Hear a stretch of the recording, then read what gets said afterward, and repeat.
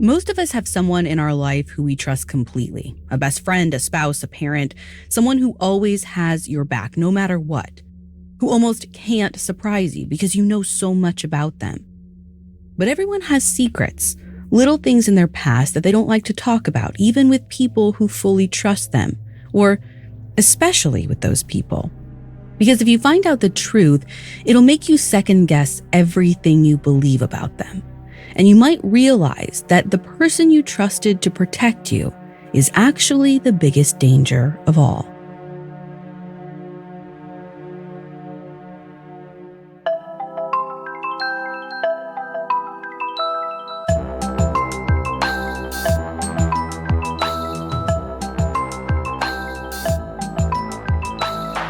This is Supernatural, a Spotify original from Parcast. I'm your host, Ashley Flowers.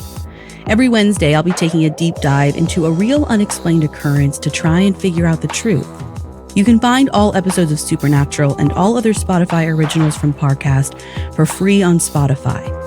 This week, I'm covering the Amityville House, a Long Island Dutch colonial that is the site of the infamous Amityville horror. You might think you know the story from the best-selling book and the hit movie, but in the decades since they came out, new details have emerged, including the possibility that the house wasn't haunted at all. The family was.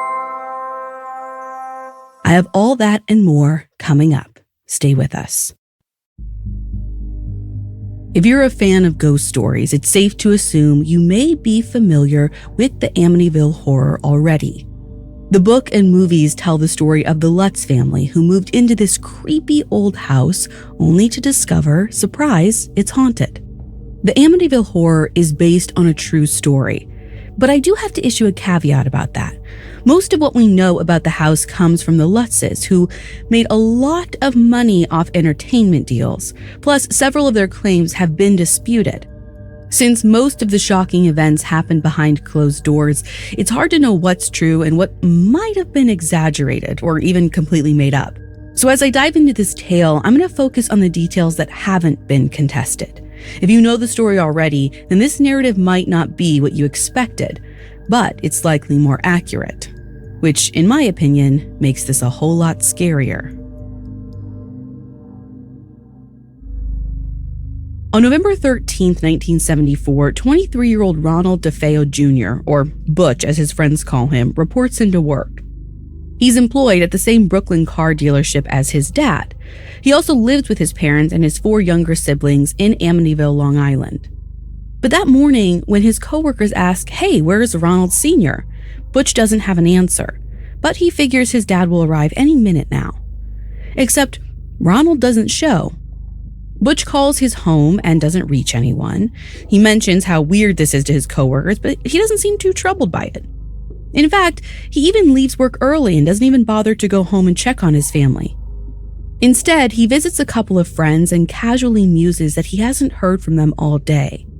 But when he finally goes home that evening, it's a shock. Around 6 p.m., Butch calls a friend sounding totally shaken.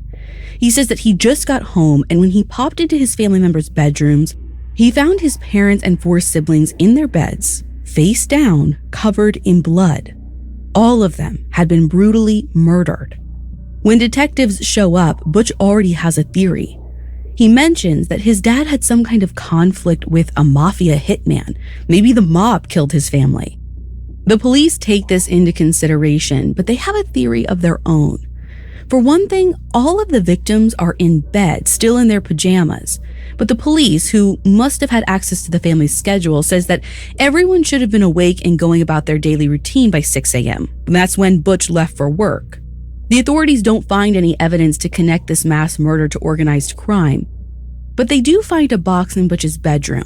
Specifically, the kind of box that a .35 caliber Marlin gun comes in, which just happens to be the exact model that killed his family. So the police pull Butch into questioning. He changes his story a couple of times, but finally, the day after the killings, he breaks down and confesses that, yes, he committed the murders. Butch later says that he was fed up with the way his father treated him. According to Butch, Ronald Sr. ruled the household with an iron fist and expected his wife and children to be completely obedient. If anyone challenged Ronald's authority, he lashed out, and Butch was a frequent target of his violence. But I'm not sure how reliable that testimony can be. Butch changes his story a couple of times, and he has a criminal history. He was even planning on stealing money from the car dealership shortly before the murders, so his crime may be for more selfish reasons. Either way, on the night of the murders, once his whole family was asleep, he walked from bedroom to bedroom and shot each of his family members in the head. However, Butch changes his story multiple times after confessing, so it's hard to pin down his true motive. Sometimes he claims that his father's mistreatment drove him insane. At his trial, he eventually says he killed the family because voices or spirits told him to. And other times, he hints that something demonic took control of his body. Either way, investigators piece the narrative together, and the shocking crime becomes big news. Butch DeFeo and the house on 112 Ocean Avenue keep appearing in the local papers and on TV. The home has a bad reputation thanks to being a murder scene, so it's no surprise that it just wastes away on the market once Butch goes to prison. I mean, who wants to live in a house where an entire family was slaughtered? By December of 1975, the house has been up for sale for almost a year. The realtors have slashed the price, so it's now listed for $80,000, worth around $400,000 today, which is kind of a steal considering this is a 6-bedroom, 3.5-bath home, nearly a mansion with a boathouse and a swimming pool. The bargain is too good to resist for newlyweds George and Kathy Lutz. They're looking for a house big enough for them and Kathy's 3 children from a previous marriage, 9-year-old Daniel, 7-year-old Christopher, and 5-year-old Missy. But it's been really tough for them to find something with their limited funds. And honestly, the house on 112 Ocean Avenue isn't in their budget either. It's actually way more than they planned to pay. But again, it is too good a deal to turn down. So I gotta imagine after a few months of house hunting, Kathy and George are probably getting desperate. They figure, hey, let's live on peanut butter sandwiches for a while and just give our family a stable home. While viewing the place, they tell their realtor that they want to buy the house. And she honestly seems kind of surprised. She's like, well, you know why the house is so cheap, right? It's the DeFeo house. George and Kathy seem to know about the murders, but still they aren't deterred. This is their best shot at buying a big house where they can raise a family. Even with its alarming history, this place is kind of perfect. But they probably should have exercised a bit more caution because their dream home is about to make their lives a living nightmare. Coming up, the Lutz family moves into a haunted house. The world is full of con men, fantasists, and corrupt authority figures. There are respected spiritual leaders who ask way too much of their followers, global companies with unexpected motives, and governments that value profit over all else. Luckily for us, the world is also full of people who stand up for what they believe in, even if it turns their lives upside down. I'm Pat Rodriguez, host of Whistleblowers, the new Parcast series that explores the biggest, most bizarre lies in history through the eyes of those who risked absolutely everything to expose them.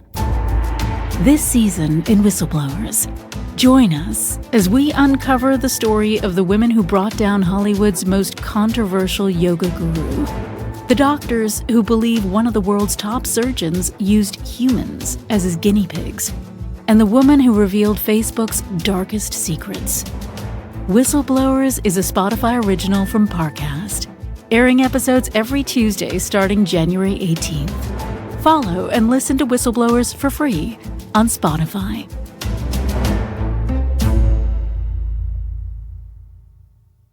Now, back to the story. On December 18, 1975, the Lutz family moves into their new house at 112 Ocean Avenue in Amityville, New York. They know a brutal murder happened here about a year ago, but they're not getting hung up on some past tragedy that has nothing to do with them. In fact, they're excited to kick off their new life. During the family's first night in the house, the patriarch, George, wakes up at 3:15 a.m. sharp. That's when he notices this tapping sound, like someone's knocking on his bedroom door. So George gets out of bed to investigate, and sure enough, no one's there. But outside the house, the family dog is barking its head off. George glances out the window to see what could have this dog so excited, and that's when he sees something move by the boathouse out back. All George can think about is home invaders or burglars. He throws on a jacket and heads out back, marches right up to the boathouse, and it's empty. But the door is open and it's swinging in the wind. He thinks that must be what's making the tapping noise. George shuts and locks the door, heads back to the house, and pretty much shrugs off the incident. That is until the next night when he wakes up at exactly 3:15 again. This time, there's no logical explanation for it. George doesn't hear any knocking or barking. He doesn't see anything in the yard. He even heads out to the boathouse just to double check that there's nothing there. But this is just the start of a very disturbing pattern. During their first full week in the house, George wakes up every single day at 3:15 on the dot for no reason. Like he cannot force himself to sleep through the night. Eventually, George comes to a realization. The DeFeo killings happened in the middle of the night. Now, the police reports don't specify the exact time, but George is convinced that it must have happened at 3:15 a.m., and his early morning wake-up calls must have something to do with the murders. Which might seem like a pretty wild leap until you consider that this isn't the only inexplicable incident the family's dealing with. George and the others have noticed these random cold spots throughout the house, places that never seem to get warm no matter how high they crank up the thermostat. Even after the family makes sure the insulation is up to par, a handful of rooms just won't heat up. Plus, George and Kathy keep squabbling over this 4-foot-tall ceramic lion statue, but it keeps turning up in other places like the living room. He asks Kathy why she's moving the decor around, but she has no idea what he's talking about. She swears she hasn't touched the lion. Now, you'd think one of them has to be lying. Home decor doesn't just move on its own, right? Except on one occasion, Kathy actually sees the ceramic lion scoot a few inches right in front of her eyes. Another night, she's up late sitting by the fireplace with George. Right after the stroke of midnight, Kathy sees this figure appear in smoke. The flames and soot seemingly merge together to form the outline of a hooded demon head, complete with horns. Kathy can't look away. It's almost hypnotizing her. While she stares, the demon grows and drifts out of the fire, moving closer toward her. Kathy shrieks and George asks her what's going on. It turns out he didn't see a thing, which probably leaves her feeling even more unnerved. Even the kids seem to sense that something here is off. Just a week after they move in on Christmas Day, 5-year-old Missy announces she has a new imaginary friend, a pig named Jody. A few days later, Kathy and George are sitting in the living room about to head to bed for the night, but when Kathy glances out the window, she screams. George turns to see what startled her, just in time to catch this pig with glowing eyes peering through the window. But when he throws on the lights, it disappears. Now, you could chalk that up to a trick of the light or overactive imaginations, but some of the incidents they're dealing with feel too real to be all in their heads. Like beginning in late December, these massive swarms of flies start appearing in the upstairs playroom. But this is the dead of winter in New York. Most flies should be dormant. The oldest kid, Daniel, gets so sick of these bugs that he grabs a rolled up newspaper and starts swatting at them. There's one day when he goes into the playroom and kills, not even exaggerating, 100 flies in one go. He's so proud of himself that he runs to grab his mom to show her. But by the time she trudges up into the room, all of the dead insects are gone. Like, they just disappeared, and Daniel can't explain it. Around this time, Kathy is alone in the kitchen. The kids are in their rooms, and George is getting ready for a family wedding later that afternoon. So Kathy really doesn't expect anyone to bother her while she writes up her grocery list. Except she has the distinct feeling that she's being watched. Kathy turns around, but there's nobody in the room. Still, she can sense a presence right behind her. And just as Kathy thinks this, she smells a hint of perfume in the air. Then she feels something wrap around her, almost like an invisible force is hugging her. It squeezes tighter and tighter. Kathy starts gagging and choking. She screams at her attacker, but no matter how hard she struggles, she can't escape, until eventually the pressure on her body just vanishes, which is pretty freaking unnerving. But the Lutzes seem almost unnaturally skilled at shrugging off unexplainable phenomena, because a few hours later, they head to their relative's wedding like nothing happened. Although, the instant George sets foot inside the church, he starts to feel sick, and it only gets worse when he and some other members of the wedding party take communion before the ceremony. As soon as George swallows the consecrated wine, this intense nausea and dizziness wash over him to the point where he nearly faints. It's like he can't tolerate anything sacred in his body. So by now, the family definitely knows something supernatural is going on. But for whatever reason, the Lutzes stay in the house, even as the incidents get more dangerous. One day in mid-January, the house starts to reek like rotting garbage. Nobody knows where the smell is coming from, but they all figure that they've got to air this place out.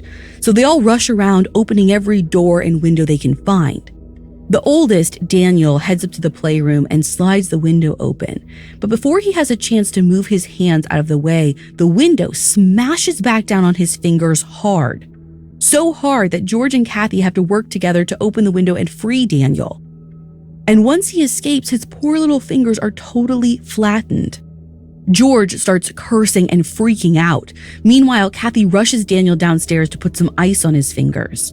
While she's rooting around for a rag, the side door slowly creaks open. Daniel and Kathy both look up, but nobody's there. The door just opened on its own, or at least it seemed that way at first. After a moment, Kathy goes back to making a homemade ice pack, and while her back is turned, this figure drifts into the room. Daniel watches it walk right through his hands, knock a knife off the table, and take a seat at the kitchen table. Kathy seems oblivious, while Daniel is understandably freaked out. But his whole family has been ignoring creepy incidents for weeks now, so instead of saying something, he just begs his mom to hurry up already. He wants to get out of there. Finally, Kathy brings him a rag full of ice and wraps it around Daniel's hands. The boy looks away from the table for all of 3 seconds, and once his fingers are taken care of, he glances back, and the figure is gone. But Daniel's pretty confident that he's not imagining things, because after the visitor moves through his hands, they unflatten and go back to normal. At least, that's how Daniel tells the story. In the book, The Amityville Horror by Jay Anson, George and Kathy claim that they took their son to the hospital right after he smashes his finger. There's no trip to the kitchen, no ice pack, and no ghost at the table. Now, I'm not sure which version is accurate. Either way, it's pretty hard to ignore that there's something malevolent in this house. The Lutzes are confident that whatever's torturing them is paranormal. Like maybe it's the ghost of the murdered DeFeos, or maybe it's something more ancient, more demonic. And once the truth about this dark force comes out, it will rip the family apart. Coming up, the house finally gets rid of the Lutzes. Now, back to the story. It's January 14th, 1976, and the Lutzes have been living at 112 Ocean Avenue for 28 days. George and Kathy are in bed with their youngest, 5-year-old Missy. The furnace doesn't seem to be working because the house goes from weirdly hot to freezing in just a couple hours, as if the family doesn't have enough problems with the house already. The room is so frigid that George can't fall asleep. He's still awake around 1 a.m. when Kathy sits up, slides out of bed, and stands in front of the mirror. George can tell that Kathy isn't just checking the bags under her eyes. She's in some kind of trance. George jumps up and tries to wake her up, but Kathy doesn't seem to see or hear him. She just slumps over, and George carries her back to bed. But this is just the start of a terrifying night. George sees the furniture moving around. Voices talk to him. And then this malicious spirit climbs into bed with the family. Now, I'm not sure if this is a nightmare or something that literally happens. The book depicts these events as real, but Missy and Kathy completely sleep through the haunting, and George allegedly passes out from the terror of it all.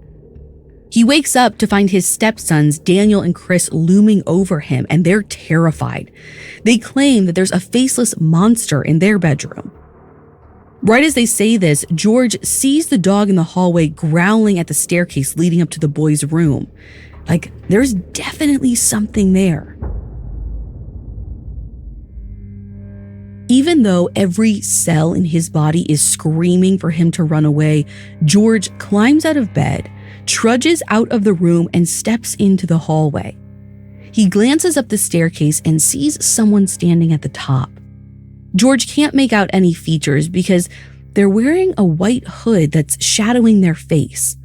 All George can think of is that demon Kathy claimed to see in the fire. He watches as the figure reaches forward and points directly at him. This must have been the last straw for George, because he runs downstairs, grabs the kids and his wife, and hustles them outside. They're all in such a hurry they don't even pack anything other than a couple spare outfits.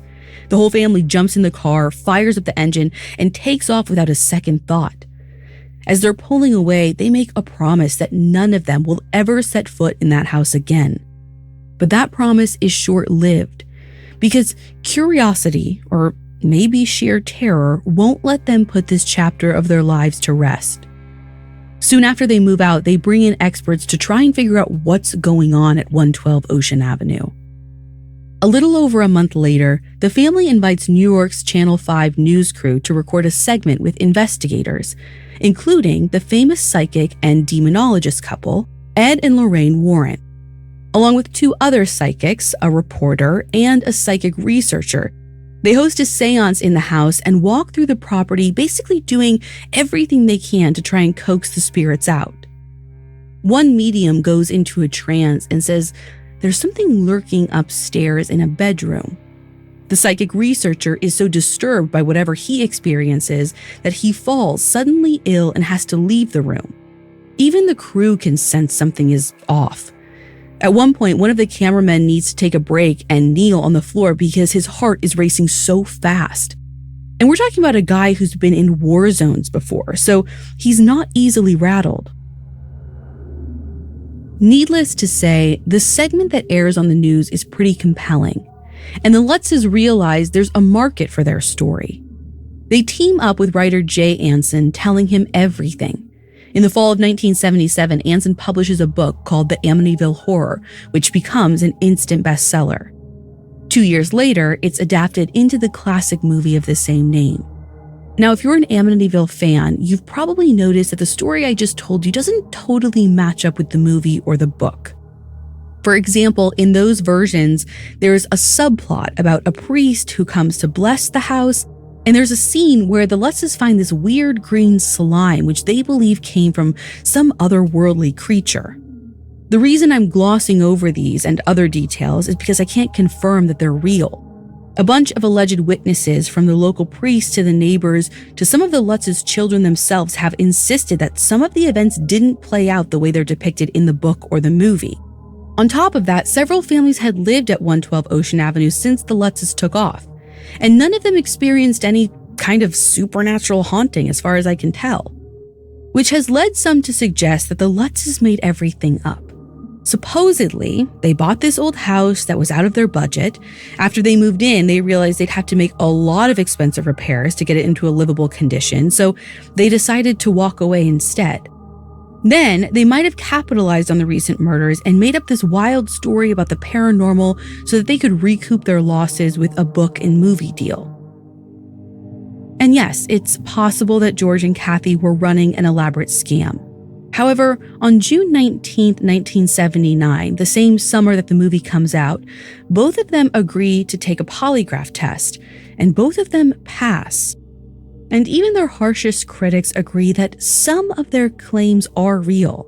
In 2012, this documentary called My Amityville Horror comes out, and it features several in-depth interviews with the oldest child, now 45-year-old Daniel Lutz.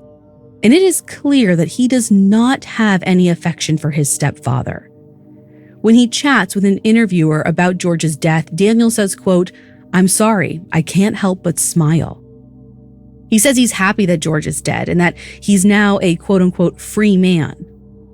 So there is no love lost between George and Daniel, because according to Daniel, George is abusive. So he isn't going to lie now on George's behalf. And Daniel does dispute many of the details from the book and movie, but throughout the documentary, he insists that the haunting was real.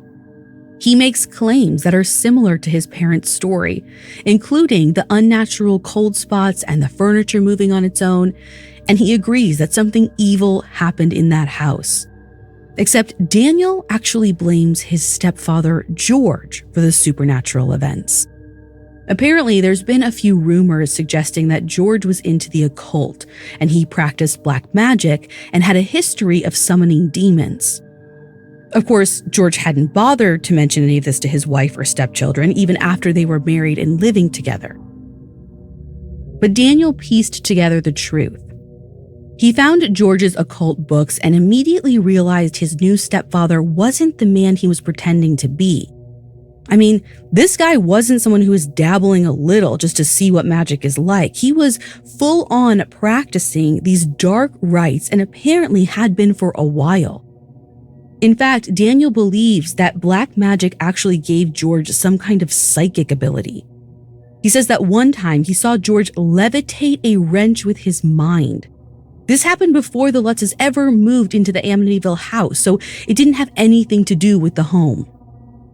But Daniel theorizes that once they settled in, George must have done something that basically invited evil and triggered all the later spiritual activity. Which means this might not be a story about a haunted house at all. Instead, it's a tale of a haunted family that brought a demonic curse into their new home.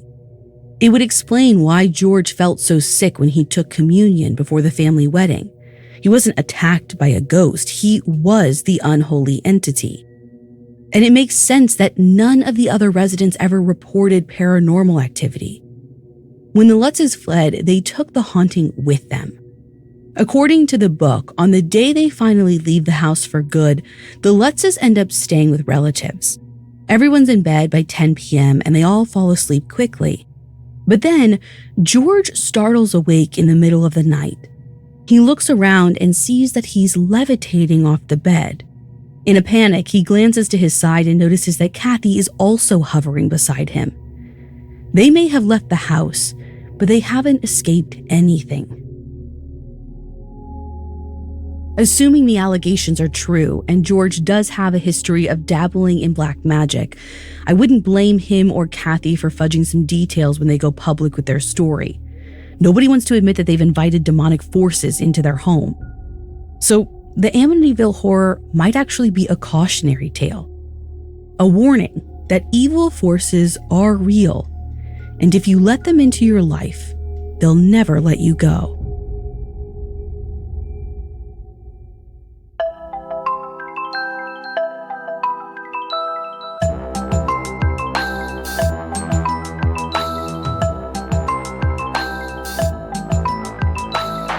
Thanks for listening. I'll be back next week with another episode.